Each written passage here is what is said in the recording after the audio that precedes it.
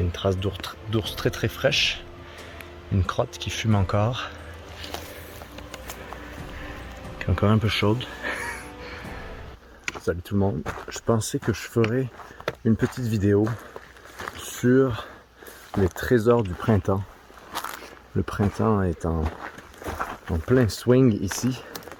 Et c'est le temps de récolter certaines premières plantes sauvages et certains... En fait, il y a plein de choses qui sortent de la nature et qui sont bonnes à utiliser, soit pour manger, mais aussi et surtout de manière médicinale. Quoique c'est aussi par la nourriture qu'on se soigne. Mais en tout cas, je pensais que je ferais une petite vidéo où on aborderait ce qui se trouve dans mon environnement et vous donner un peu une idée des premières choses qui sortent. Et vous pouvez faire la même chose là où vous êtes avec vos propres plantes qui se trouvent et qui poussent autour de chez vous. Moi, je vis dans un environnement assez unique qui est l'entre-deux entre la montagne et le haut désert, les forêts et les grandes plaines. Donc ici, c'est un écosystème qui est assez simple. Il n'y a pas 1000 choses comme sur la côte pacifique ou dans les forêts plus denses. C'est également simple d'identifier certaines plantes. Et vu que ça fait plusieurs saisons que je vis ici et que je suis nomade dans ces lieux,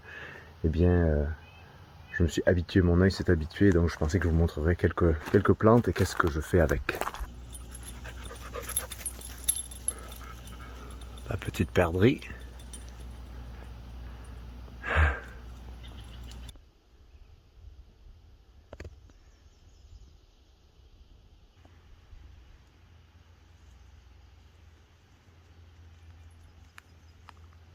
La première plante, c'est le pissenlit. Dans le pissenlit, il y a tout se mange, mais moi, ce en quoi je suis intéressé, non pas ces vieilles feuilles, mais c'est les racines. J'ai pas amené un bon outil pour retirer les racines, mais on va essayer de les tirer comme ça, et voilà. Donc ces racines-là, elles sont super diurétiques. Elles ont plein de propriétés antivirales. Donc on va les faire macérer dans de l'alcool et en faire des tinctures. Dig. Heureusement que j'ai mon petit assistant pour me faire tirer les racines. Bon, peut-être je devrais aller dans un endroit plus sec parce qu'ici c'est tout mouillé. Hein, le petit bébé? Voici un endroit très intéressant. On a nos pissenlits et une autre plante comestible dans des thés, enfin moi je la bois comme ça, qui est supposément anxiogène ou calmante. Il y a sûrement plein d'autres propriétés qu'on utilise aussi, je crois, dans la biodynamie. Eh bien, c'est là qu'il est millefeuille qui commence à bourgeonner. Donc on peut prendre certaines de ces millefeuilles.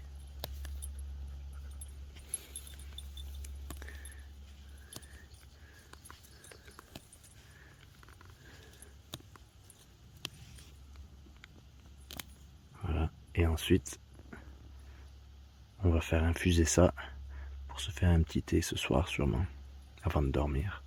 Ceci est une vidéo à des buts de divertissement. Je ne suis pas un expert biologiste.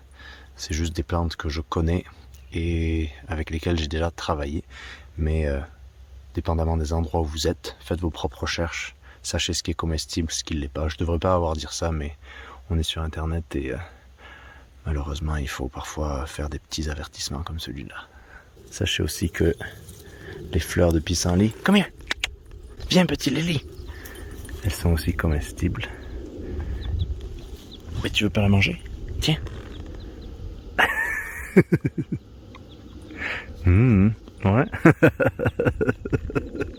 Pas par les hauts en tout cas. Encore une fois, on a là qu'il est millefeuille, qui est très reconnaissable à son odeur, à côté d'un pissenlit. Il faut savoir qu'il y a plein de sous-espèces de pissenlit et qu'en anglais, mais également je crois qu'en Suisse on appelle ça la dent de lion. En anglais c'est dandelion, mais en français la dent de lion. Et j'imagine que c'est parce que on a une feuille qui a un peu l'air d'être des canines. Mais j'aime beaucoup ce nom, la dent de lion. Même si pissenlit c'est un nom que tout le monde peut reconnaître. Je viens de réveiller un cerf en train de faire une sieste. Et il n'a pas l'air de se lever. Donc on va essayer de divertir Léo. Come on Lily, let's go. You're good.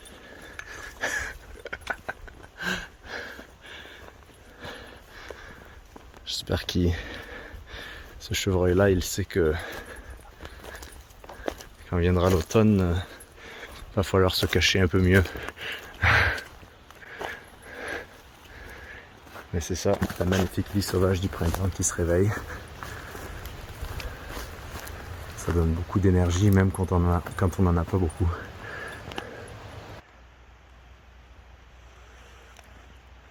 Il y a une autre plante qui se trouve avec tout ce que je vous ai montré dans cet écosystème ici.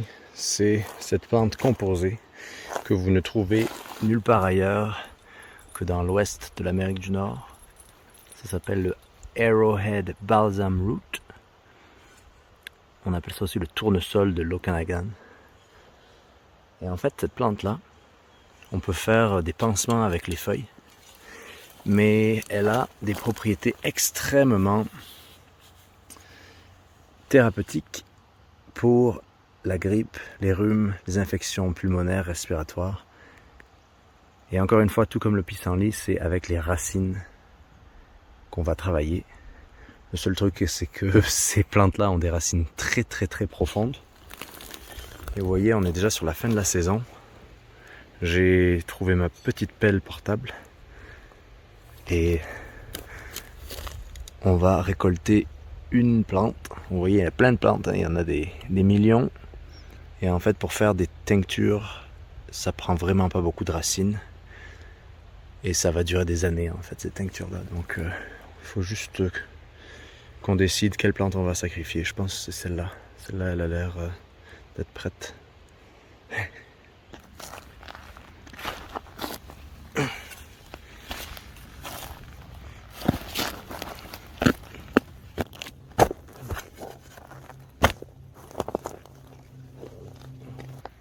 Léo, dig, dig, dig, dig, dig, dig, dig, dig, dig, dig, dig.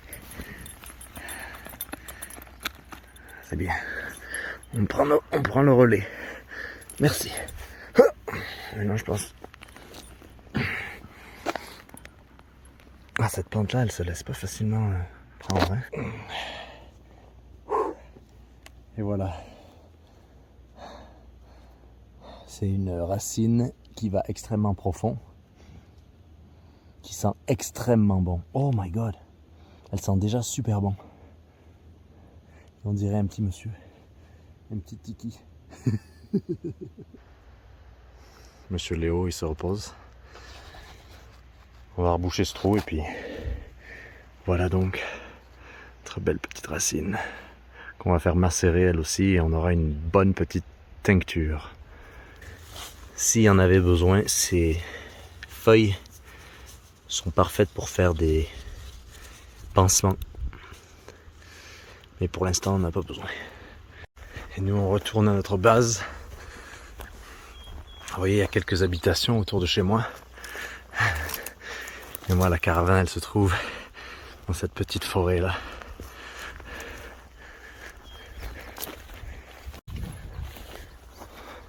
Ça dégage quand même une belle vue.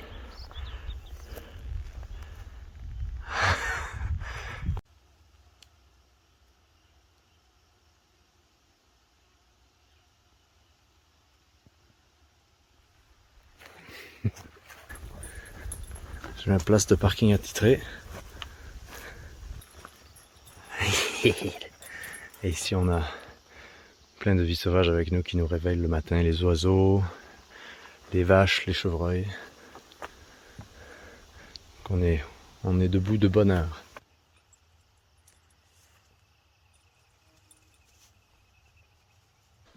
Voilà notre racine d'Aeroleaf que j'ai pelée. Vous voyez, ça fait des bons filaments, ça sent très très bon. On va la mettre dans un petit bocal. Et ensuite, vous voulez utiliser un alcool. Et ensuite, vous voulez utiliser un alcool le plus fort que vous pouvez trouver. Moi ici, c'est un 151 proof. 151 degrés, 75% d'alcool. Et vous voulez remplir votre bocal.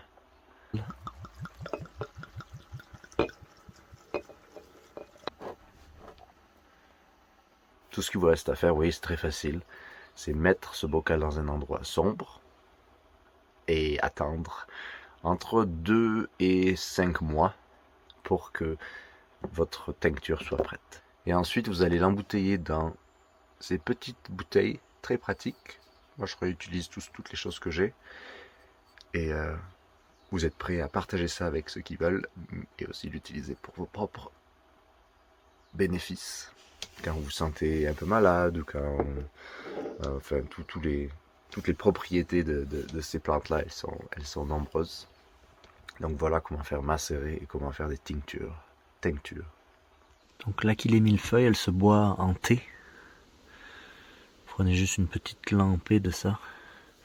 Faites une petite boule. Et vous la mettez dans de l'eau qui vient de bouillir. Qui n'est pas en train de bouillir. C'est très important. Fermez d'un couvercle pour 5-10 minutes. Une autre application de l'Achillée millefeuille, c'est pour soigner les plaies.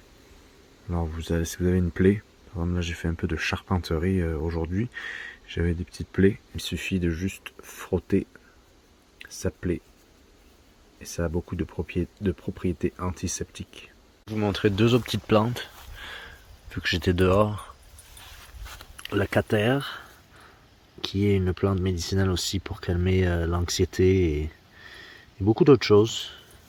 C'est l'herbe, on appelle je crois aussi l'herbe à chat, ou c'est quelque chose d'un peu différent, mais les chats adorent, raffolent de ça. Ça a l'air on dirait un mélange de menthe et d'ortie. Et donc ça c'est un truc que je récolte un peu partout autour de moi, qui se trouve un peu moins en forêt, c'est plus proche des routes, des endroits où il y a des humains, alors que Léo il mange de l'herbe. Et une autre plante en fait que je voulais vous montrer, que je n'ai pas trouvé en forêt, le Chenopode, je crois en français ça s'appelle, en anglais ça s'appelle Lamb's Quarter.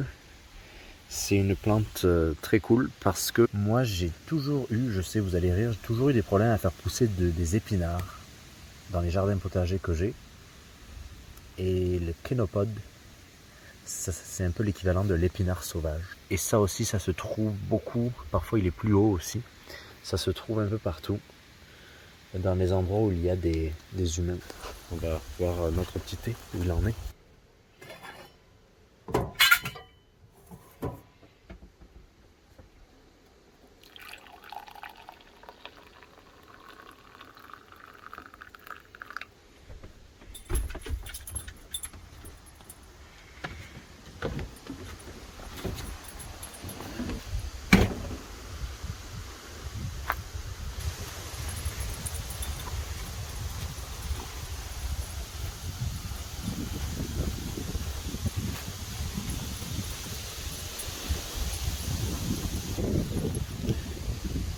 Vous pouvez apprécier votre petit thé avec une belle petite vue des environs. C'est venteux ce soir, c'est magnifique.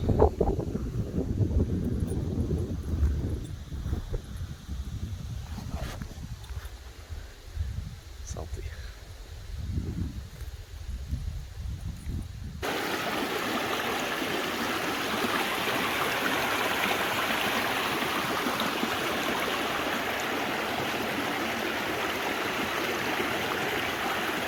Donc sur ce, je vous remercie d'avoir passé ce petit moment de récolte sauvage avec moi. Et je vous donne rendez-vous dans une prochaine vidéo. Portez-vous bien. Maintenant, il faut remonter tout ça.